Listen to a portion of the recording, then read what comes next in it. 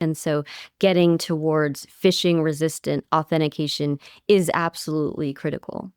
Well, it's inherently convenient to have a QR code, right? But it also makes it really convenient to do drive-by malware.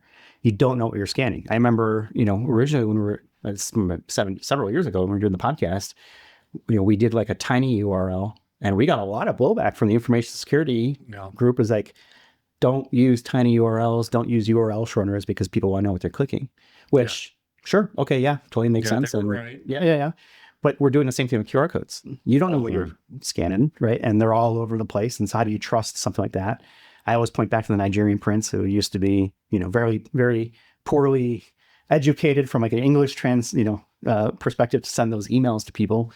But now there's no differentiation. It's super easy to create something that is targeted in the right language, the right tone, phonetics, audio, visual, all that stuff is out there. And understanding the provenance of where does that piece of information come from, can we trust it? Like, obviously I know you're here, right? But if someone's watching this, like, could easily, be a digital fake of you, right? I don't know how we get past that other than education. And do we need regulators to talk through, like, okay, is it like a watermark on digital?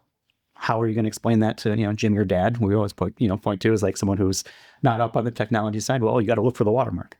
Now you got things like SORA 2, which is going absolutely nuts with stuff. So it's a very interesting time that we're living in right now.